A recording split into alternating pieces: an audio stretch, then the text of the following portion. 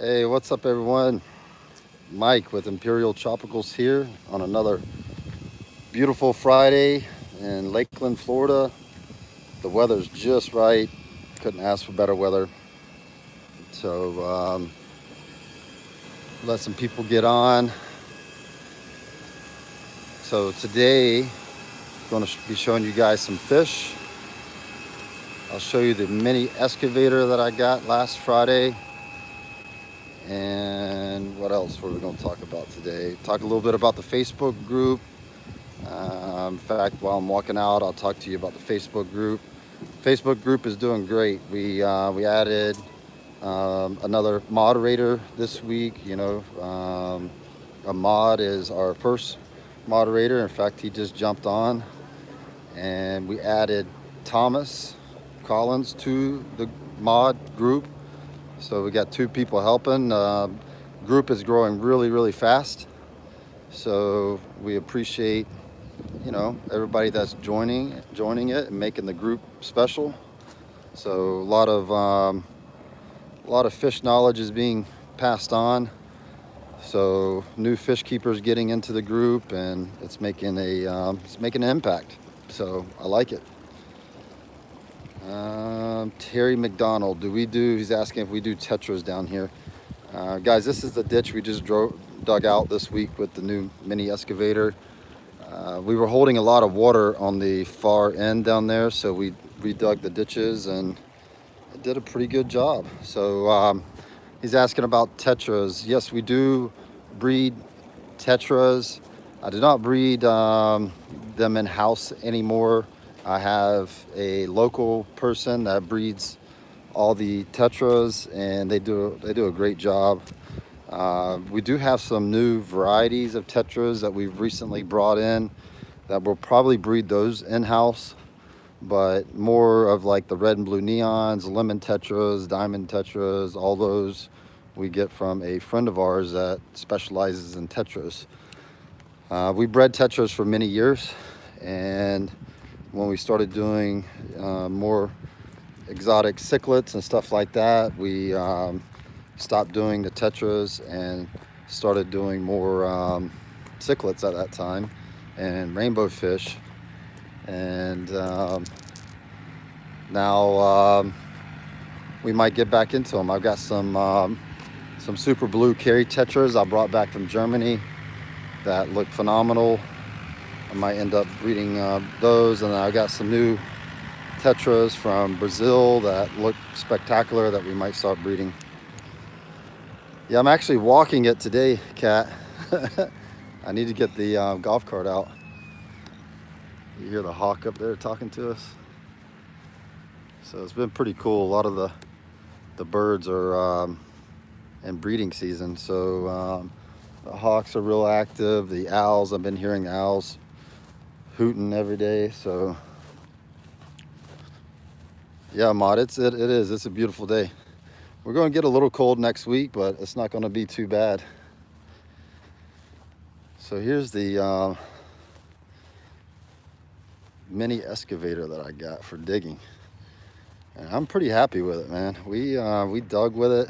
It is a older machine. It's a 2004, but the ditches and the ponds, but mostly the ditches, we have to dig the ditches at least once a year, some of them more. And our old machine was way too big, so we had to upgrade. You can see we dug this ditch out yesterday, and you can see how much we had to dig out of it, and you can see it's already filled up with water. So all right, Ahmad's getting on it, giving you a heads up to hit those likes. So let's walk back up to the building.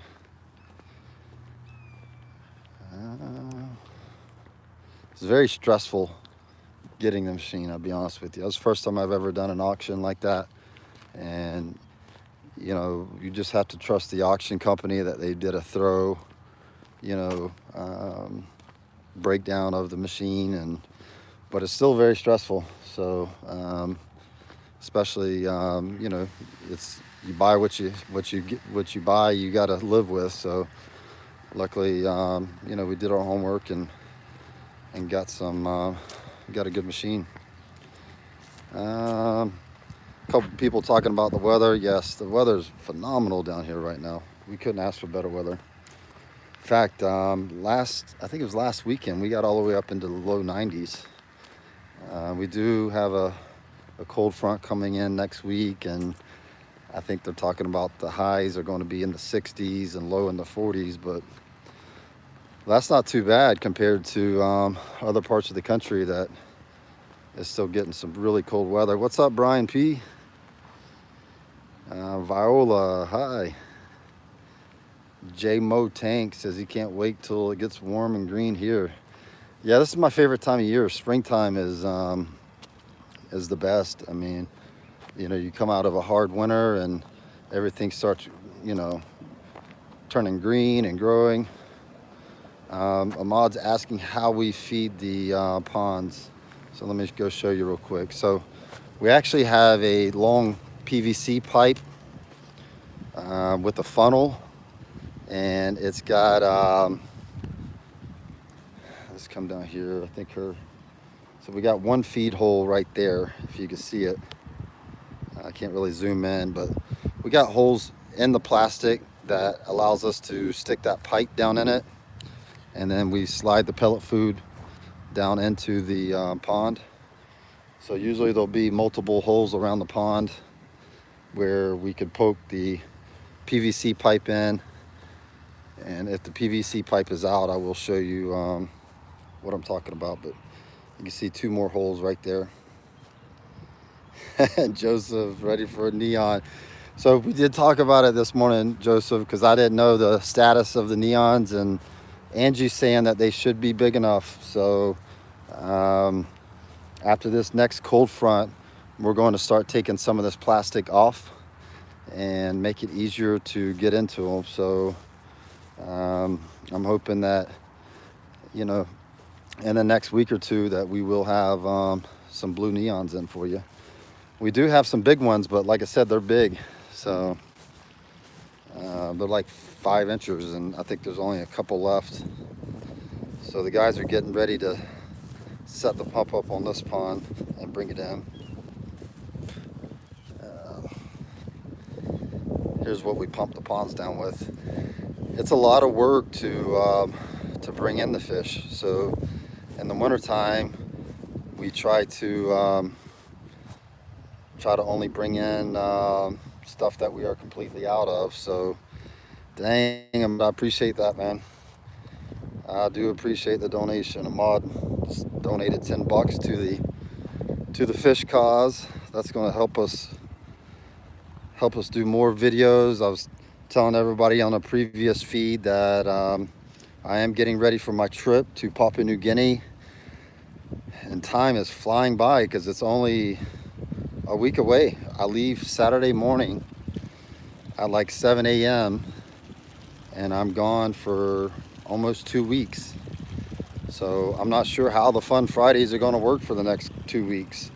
I might have to postpone them, or if I could get a Wi-Fi signal overseas, I'll try to touch base with everybody while I'm on my trip. But I will be taking lots of pictures and videos, and hopefully bringing back some new rainbow species is the goal. But it's been crazy busy for us, though, with, you know, just the business itself is really busy, and trying to get ready for this trip.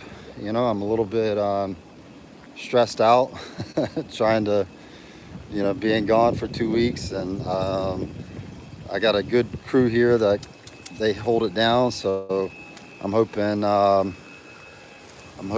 you know, everything goes smooth while I'm gone, and you know, no matter what, when I get back, I could pretty much fix whatever issues happen. It just it's always stressful. So Joseph, man, Joseph with the $10, man. I appreciate that, Joseph. Joseph, you should be a stand-up comedian. Stand-up comedian. Drop the whole wedding singing and go straight to stand-up comedian. You are a funny guy. I can't tell you how many people posted how much they love Joseph's videos. So if you guys haven't seen it, Joseph's been posting up videos on our Facebook group page, and he's having conversations with his fish. He's got some kind of video editing app on his phone, so he's able to do sound, so it makes it look like the fish is talking, and it's just it's hysterical. I mean, it's makes everybody's day a little bit better by laughing, Joseph. I appreciate that. Let me get a net. Angie's in here catching some fish for Javier, so let me go get a net. I do want to show you guys the rock carbensis. This is a Victorian cichlid. This is not the rock carbensis from West Africa, the pulvers. This is the one from Lake Victoria, not Tanganyika, Lake Victoria. And it's a Victorian cichlid, and it's a really cool fish. So we actually brought some in today. We have a wholesale order for them, and Angie's like, oh, you got to show these guys off, they're spectacular. So let me go in here. Sorry if I'm missing any comments. We trying to walk and catch some fish at the same time. All right, so here they are. Ahmad said, hey, Angie. Hey.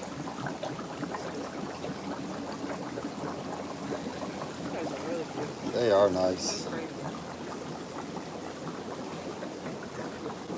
Really nice fish. So one thing that makes these fish really nice is the females are so colorful because of, I mean, they're like golden. You see, that's a female right there. So this is what the males look like. Will Bonna, what's up, Will? Let me get one of these males. Come on, hold still now. They're really feisty. They just came in out of the pond. So they are feisty. I might need to get a specimen container. That's the male. There's another nice male. Man, they are too feisty. Let me go get a specimen container. Yep, Will, Joseph, and Ahmad is representing. They're on the live feed. Hey guys, if this is your first time on the YouTube feed, make sure you post a comment. Let us know that you're new and where you're from, and you know, tell us what kind of fish you keep. So we've got a nice nice community of fish keepers, and man, it's just it's like a family. I like it. So let me get a specimen container and I will be able to show you these fish better. I don't really like holding the fish up in front of the camera. As long as you do it temporarily, it's not a problem. But if you do it for very long, it really stresses them out. No specimen container in here. Just bear with me, folks. I'm trying to find me a container.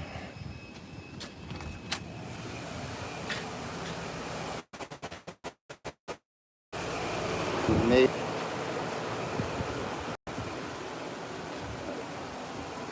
I got one.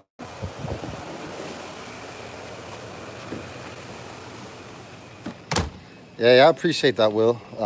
It is growing quick, and it is good content. And you know, I don't know. I follow a bunch of other pages and groups, and there's a lot of good content on those groups too.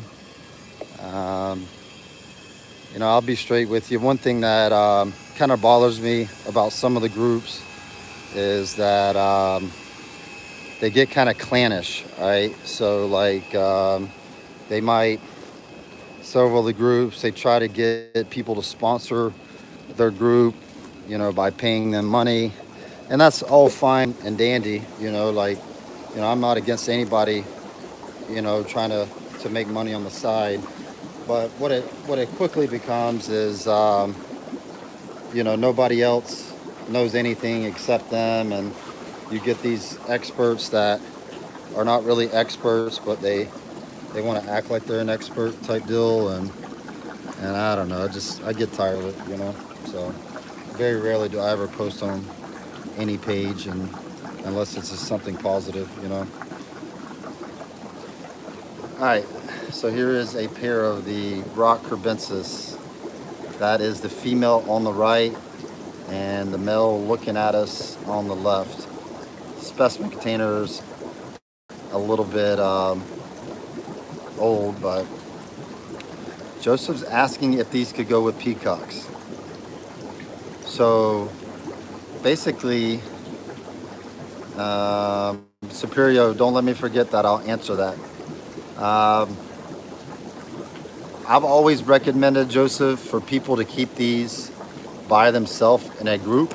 Like get you, you know, a couple males and a big group of females, and this species only, they look spectacular, you know. They're not very aggressive. I would say aggression level would be lower than even a peacock. So yeah, they're not very aggressive at all. I've never personally kept them with peacocks, but I do know that the SB44s that we breed, I have kept those with peacocks, and the SB44s is another Victorian cichlid, and they do perfectly fine with peacocks. So it can be done, but personally, I've never kept them together, but I am sure it could be done. But we always recommend, if you're going to do peacocks and haps, then just stick with that and stick with the ones from Lake Malawi. Um, Maybe ask somebody on the group page if they've ever kept the rock cribs with them. But this is another one. This is the SP44s. Let me show you these guys. And Superior, I haven't forgot about you with the Demasoni. I just want to finish this up, and then I'll explain to you my opinions on the Demasoni cichlid and Mabunas in general. All right, so this is the SP44s, and I've kept these in my personal tank at home with peacocks and haps, and they do perfectly fine. See, there's a nice male right there, really nice male. And this fish is only about 3 inches, and it's showing that kind of color. So I kept 2 of these in my peacock tank at home, 2 males, and they were feisty little guys with each other. But like I said, they did perfectly fine with the peacock. So that's a really nice fish right there. I like it, and it also goes through quite a bit of color changes. Like here's some other ones in here that are more of a dark blue. Let me catch one for you. This is a smaller one. Same fish, just blue with the red tail. You see the difference. So you know, that's the SP44. That's a also a Victorian cichlid. So the red Nyeri, I do not recommend keeping those with them though. The red Nyeri could be more aggressive. So I know I'm missing comments, but before I forget, Superior is asking about Demasoni, why his Demasoni like bloodworms more than the veggie flakes. I think there's a big misconception that Mabunas are herbivores. A herbivore is a fish that does not eat meat, all right? And I do not believe Mabunas are herbivores. I know their intestines are really long, and science has, you know, told us that, you know, they eat a lot of algae in their diet, and that is true. I agree with that. They're in the wild. You see tons of videos that Larry Johnson and them have put out that they're scraping the algae off the rocks. But at the same time that they're scraping the algae off the rocks, there's also just millions of microorganisms living in the algae and on the rocks. So they're not strictly a herbivore. They would be, in my opinion, considered a omnivore that has a lot of algae in his diet.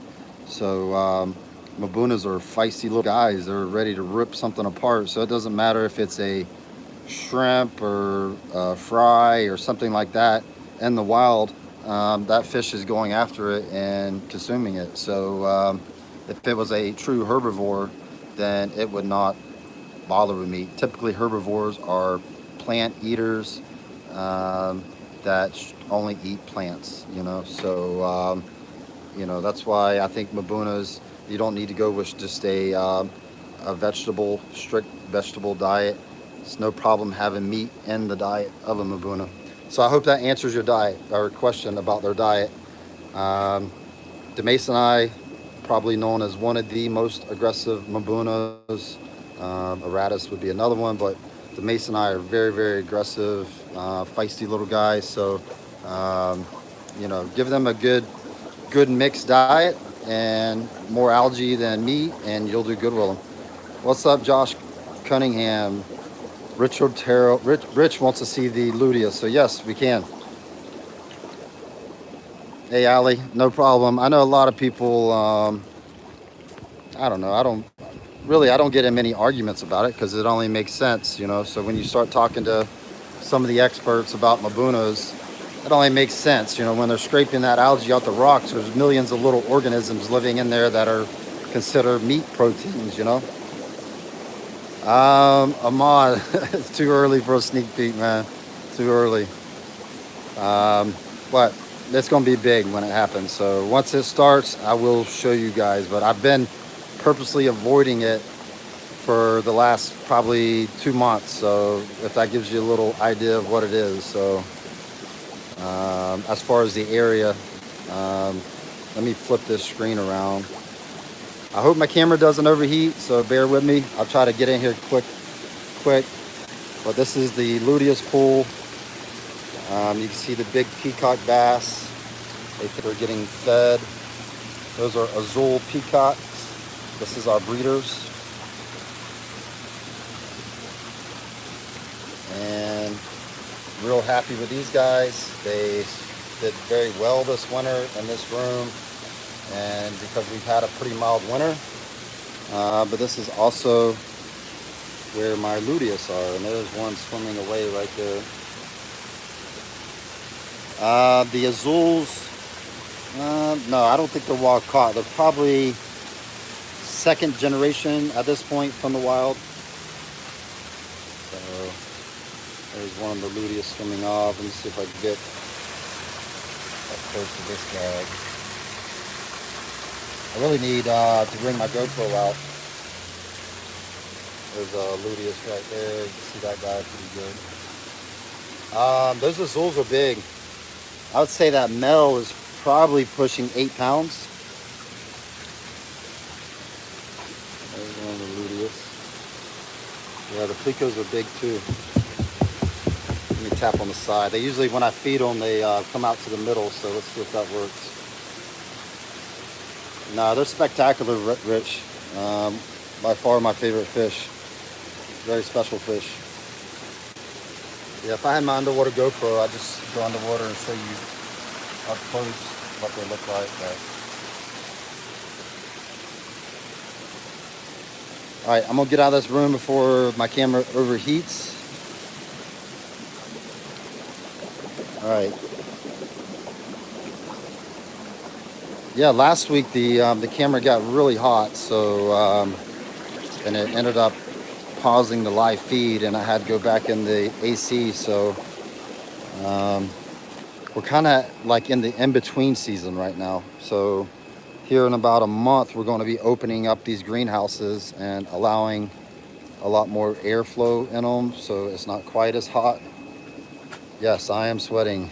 I don't know if you can see, but I'm soaked. So Chris is asking about lemon jakes. Yeah, we have some beautiful lemon jakes. Let me go over and show them to you. Actually, let me get my specimen container because I need to get a new specimen container that does not have all this calcium on the side. That's the downside about the specimen containers, is that they scratch really easy and they don't stay nice and pretty like a glass tank would. So let's go look at lemon jakes. Yeah, Will, I agree, man. The lemon jake strain we have is phenomenal, phenomenal. I got them as F1s, my original strain, and I am thoroughly impressed with them. They are just, colors are so vibrant. So let me get some water. But here's the lemon jake Mel's.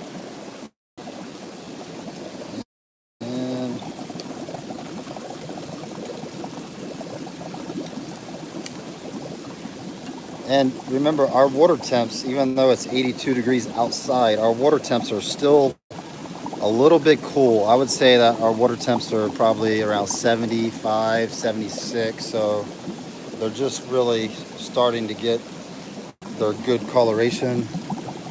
And that's why I'm really happy with these guys, even at this size, showing some nice markings. So that's a 3-inch lemon jake right there. Oh, Superior is asking about a 400-gallon. Man, that is a sweet tank. How many? Well, you know, that can be debatable. I'll just tell you what I've had success with is, in my peacock tank at my house was a 125, and I had 20 full-grown peacocks in it, and I felt like that was a comfortable amount. I do know that I see people 30 and 40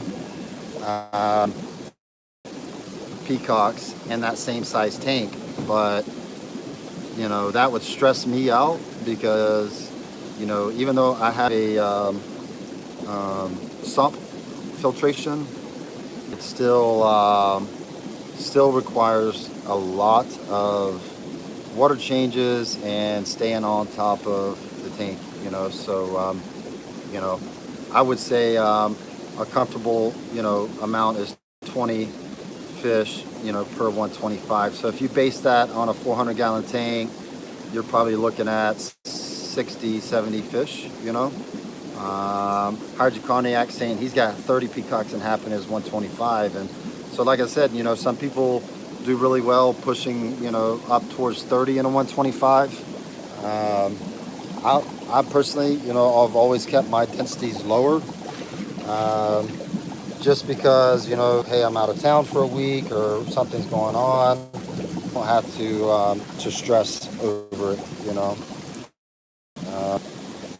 So, but a 400-gallon tank is massive. So if you got, you know, plenty of, you know, good filtration, man, there's no telling, you know, what you can end up putting in that tank, because that's a big tank. So hopefully I get a male that's collared up. But this is the Yellow Blaze. This is another one that for us does not color up great unless it's at like 80 degrees. But even now, it's not extremely, and they're starting to show some good colors. So this is the Yellow Blaze. And this is a 4-inch Yellow Blaze. Oh, somebody was asking how much the 3-inch lemon jakes are. You could go to our website, and all the prices are on the website. Off the top of my head, I want to say probably 34-ish, you know. Typically, you know, or some sold as blue. Somebody in the group posted one. Not unless it's stress. They should all have that stripe.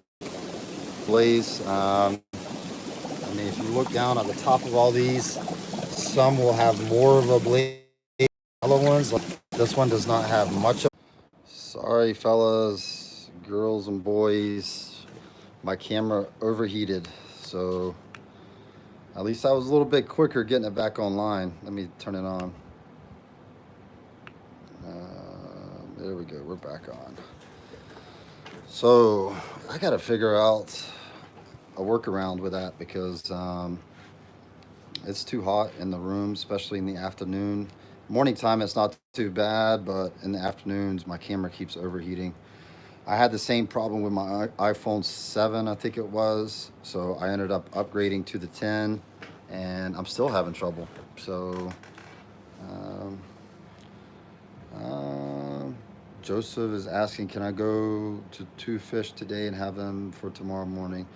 Nah, it's too late for us to prepare them. We would have had to get them started yesterday, Joseph. So next week's gonna be the earliest. Monday would be the next ship out day, but so sorry about that. So, but yeah, just remember, like it takes 24 to 48 hours after you place the order. Typically, we could do it in 24 hours. We could get them shipped out to you. So I'm gonna scroll down and try to get some of these questions. Superior camera sweating pretty bad for sure. Ali answered the question. Um, yep, overheated, overheated. Everybody saw that it was overheated.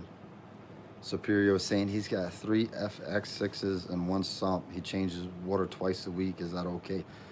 That's good. That's great filtration, and that's pretty good water exchange. You know, if everything is looking really good, you might cut back your to once a week on your water exchange. So, Will Diaz is asking about otter points. We do have some growing up, and I'm hoping that they're ready soon. As soon as winter's over, we're going to be dipping into a lot of those ponds, and we should have some really nice fish coming up once winter's over. Larry Deskins is on. What's up, Larry? Dexter's World says he wants to purchase a firemouth and a green terror from you guys. Can you show me how they're looking before I order? Not right now. My camera just overheated. So maybe next Friday, if you get on the chat early, I could go into those rooms early on and show you. But I could give you an idea of what they look like. They look spectacular. So the green terrors right now are about 3 inches. And at that size, they're starting to get some really good color. And the firemouth that we sell are usually around that same size. And they look really nice. On the firemouth, you could request a male firemouth instead of a female because we should be able to sex them, and the males on those have a lot more color. So basically, they look awesome. So, and if you join our Facebook group, you might be able to get some people to share pictures or videos of ones that they've gotten from us, and so. Appreciate that, hydroconiac. Cichlids, he says you can buy fish from Mike without seeing them. You know, you'll get quality. We don't send it out if it's not quality, and we don't breed it if it's not quality.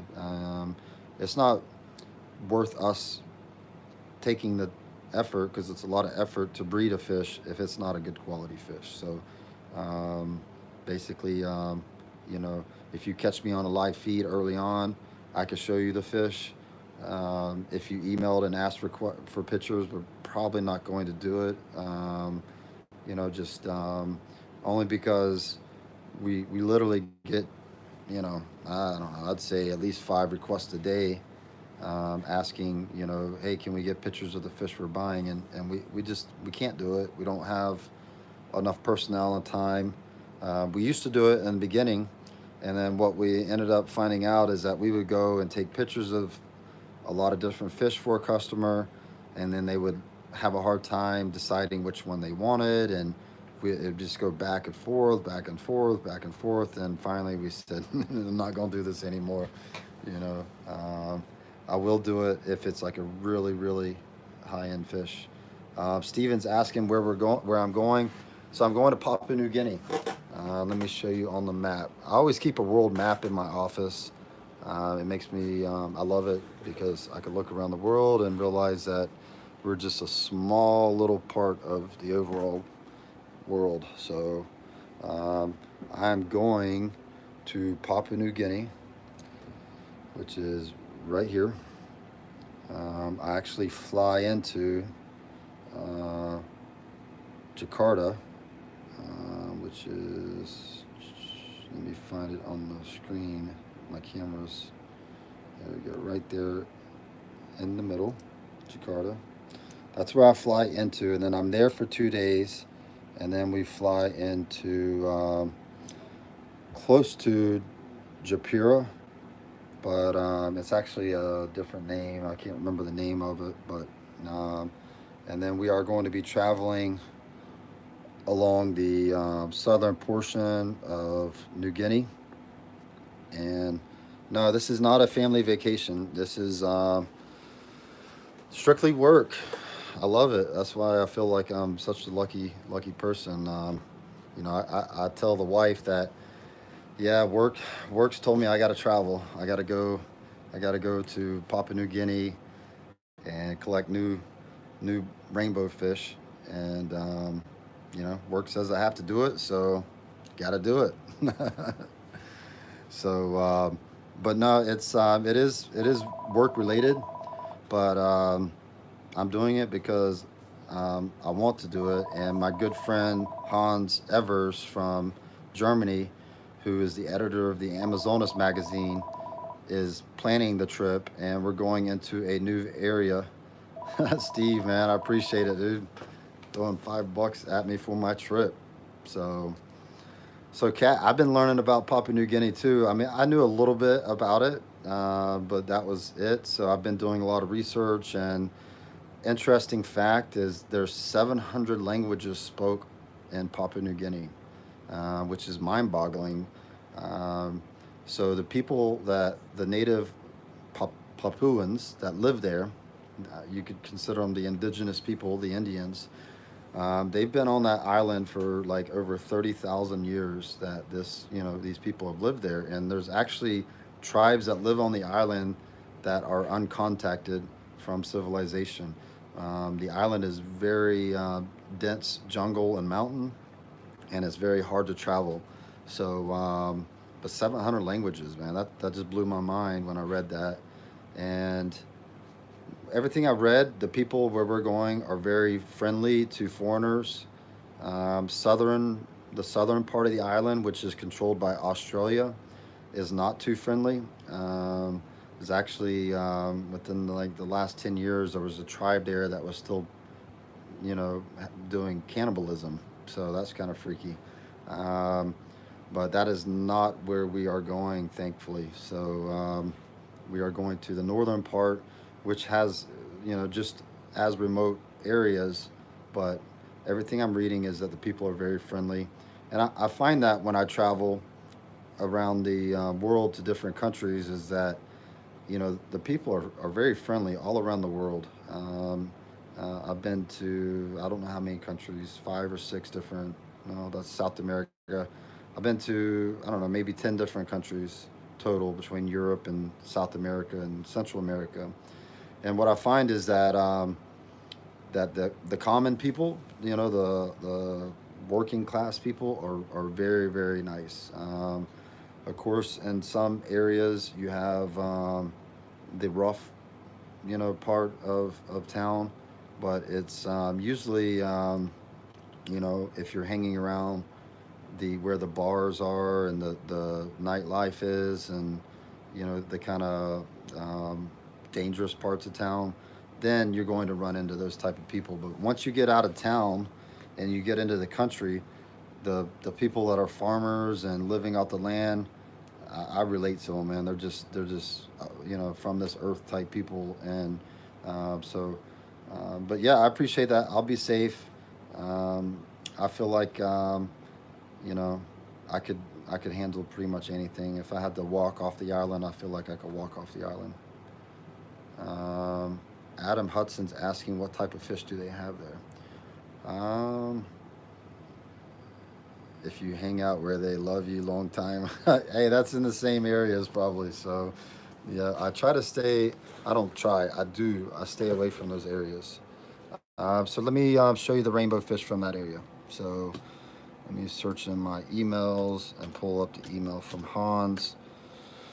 This is the rainbow that, um, hold on, let me find it. Hans. All right, this is the rainbow fish that we are hoping to find. So there's only one known photo of this fish, and nobody knows what it is. They've never seen it in person, but the guy that we're going with, Jeffrey, has a friend that lives there that does like eco tourism guides, and he found this fish and thought it was really unique and snapped a picture of it and sent it to my friend. So and this fish is out of the water, but if you look at that like blue, yeah, it looks like a Blair eye type, but it's got really nice red in the back, blue up here. It looks like it could have a lot of yellow in the body. Really nice fish. This is another type that they found in a close location, and you can see all the blue in the front and red in the back. That's the females for the fish. So really nice looking fish. So we're hoping to catch those guys, keep them alive, bring them all the way to the other side of the world, and start breeding them.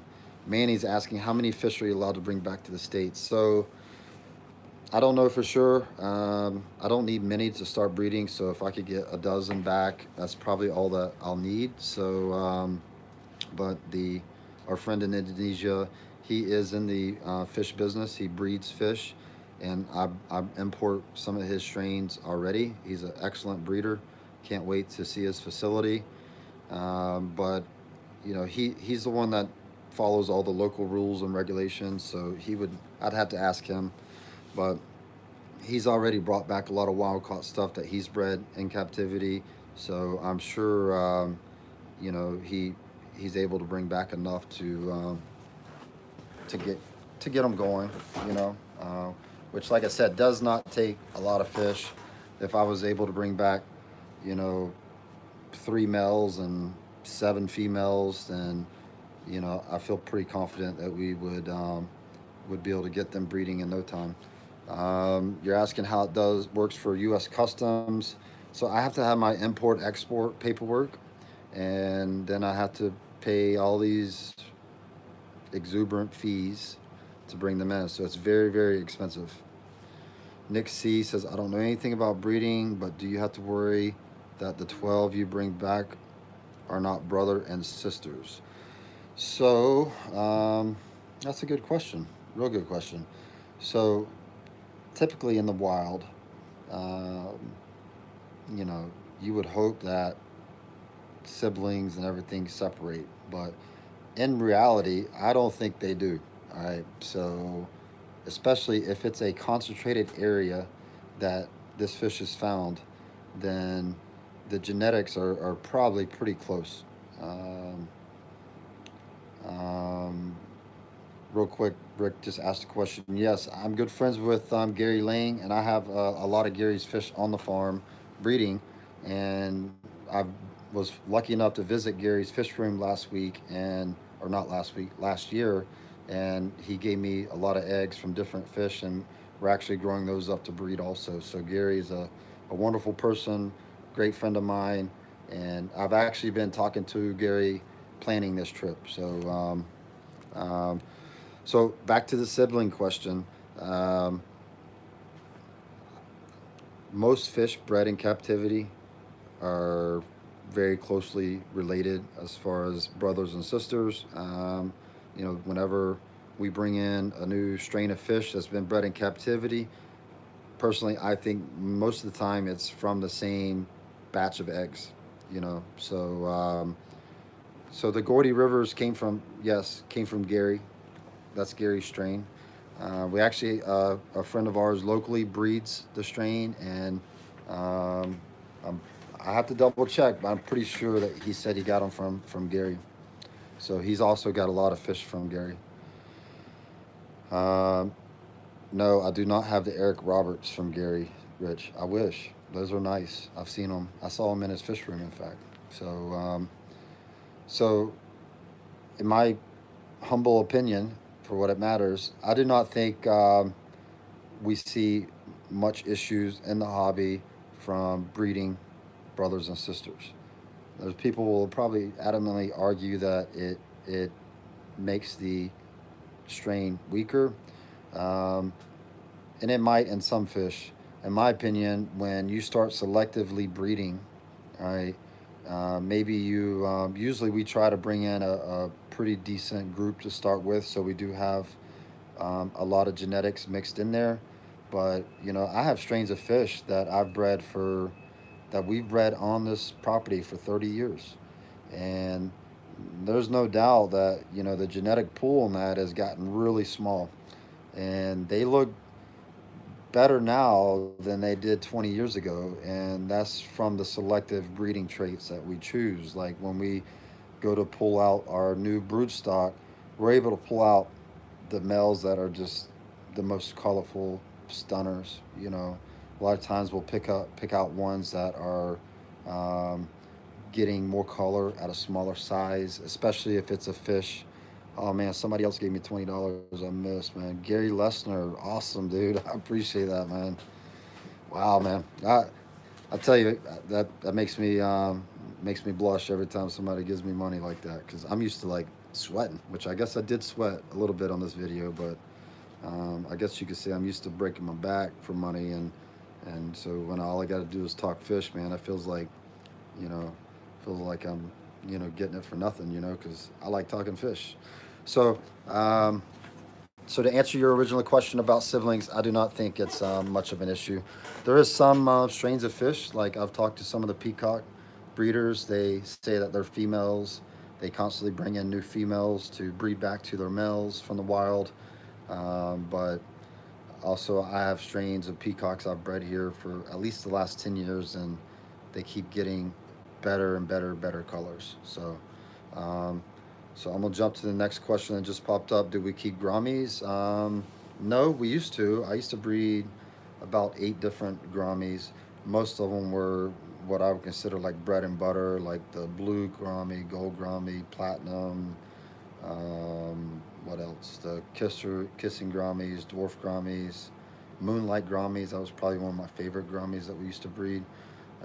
But it is something in the future once I get the space added on that we will carry a wide variety, especially some of these wild types coming in. They're just spectacular. Um, Roland uh, asking if petricolas interrupt cichlid brood cycle. So I think what you're asking is, do they interfere with the breeding? I don't see it. I've kept my petricols in there, and you might lose some eggs, but you got to remember these guys are breeding like rabbits. So if you lose, 5 eggs out of a batch, you still got 40 eggs, or you know.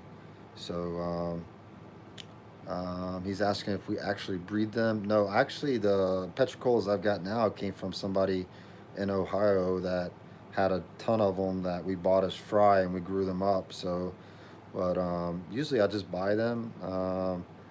The multis we're starting to breed in house. We've got some growing up, but most of the petricolas and the Synodontis period, we usually buy them from other breeders.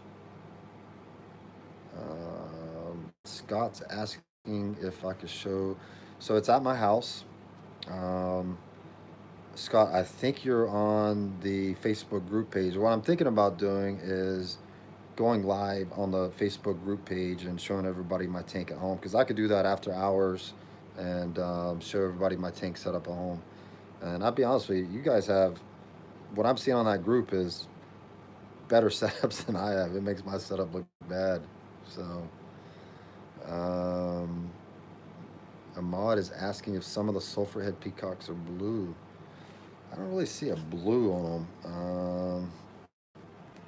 I mean, let me Google them real quick for you, and I can describe them to you better. I mean, I don't think blue is a color that is prominent in them.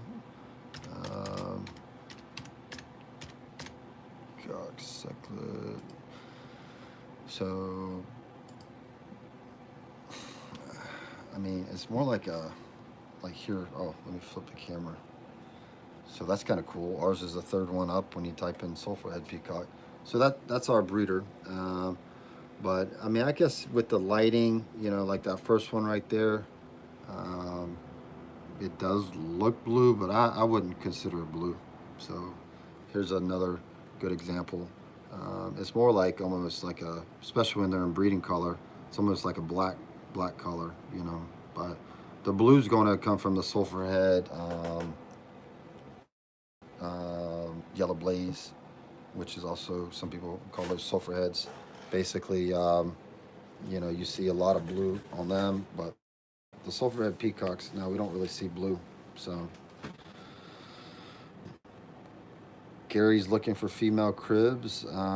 If it is the Victorian cribs, I showed them off earlier in the video, and I've got plenty of those, but I do not have the West African cribs. Um, oh, Roland's asking, how do you harvest the eggs from the petricolas? They eat their own.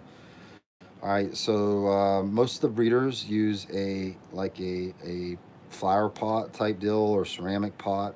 It could even work, and they fill the pot with marbles or rocks, pebbles. And what the petricolas do is they'll lay the eggs on top of it. Cool, Richard Terrell, $10, man. Man, I'll go show you the luteus again. I appreciate it, Rich. Hey, I want to say also thank you, Rich. That time that I came up and did the talk at your club in Pittsburgh was a fantastic trip. I love getting the tour around the zoo. I love the whole tour of the zoo and the backstage, you know, of the zoo, and it's just a wonderful time. I really enjoyed it. Collecting the rainbow darters, it was a spectacular trip. So, um, yeah, yeah, it probably was the lighting. So, hey, Adam, I'll get back to you. I promise, Hudson. Um, so back to the petricolas. That's how they're bred. Hey, I'm gonna wrap this video up.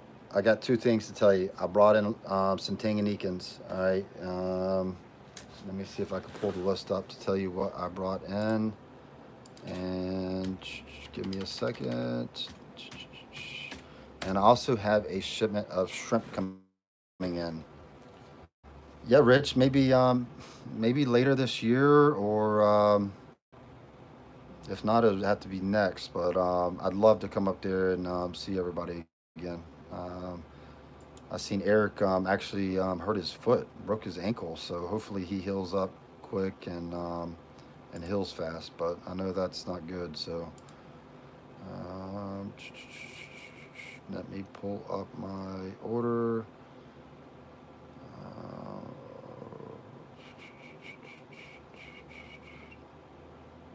Give me an example. Okay. So this is what I brought in. All right. All right. So, well, let's just start from the bottom. All right. I got some little loopies coming in. I've actually got them in. I've got some shell dwellers, some oscillatus. Oh, actually, no, they did not send those. I wanted the gold shell dwellers, but did not get them. I got the brevis shell dwellers. I got the Tretz cephalatus. Those are the little guys that look like little baby frontoses. Really cool. I got some Malarai. I got some calico bushy nose. I got some, they're actually triple red, not double red, epistogrammas. I got some Copidchromis, mulatto gold crest, Macondis. Those are like 3 inches. They're a little bit bigger. I got some adult Afro Lion's Cove. I got some Azurus. Those are spectacular. And then they didn't send me the youngs. I did get some adult flavescent peacocks. So I got quite a bit of new fish in last week. I think Jacob is going to post up a few of them. I'm going to try to walk in the room real quick to show you what they look like. Hopefully my signal does not drop. And then we'll wrap this thing up. All right. Hopefully the signal holds. All right, folks, sorry about that. Man, I got to get some Wi-Fi. Right now I'm on 5G, so I can't go in that room, so which is kind of a bummer. Let me go show you. I'll tell you what I'm gonna do. I'm gonna end up shooting a video without being live, and I will post it up on our Imperial Facebook group page. Not the group page, because I don't try to push fish to that page. I will put it on our business page so you guys could check it out. I might upload it to YouTube and then share it to Facebook, so you should get a notification. But I will shoot that video today, promise you. So everybody have a good weekend. I appreciate the support. Thank you everybody for the donations, and have a good weekend. And next Friday for sure I will do a live video, but after that I'm going to be traveling to Papua New Guinea, so I don't know how the live feeds are going to work after that, but I will be posting up as I travel, so keep everybody in the loop with how it's going. So appreciate all the support. You guys have a good weekend.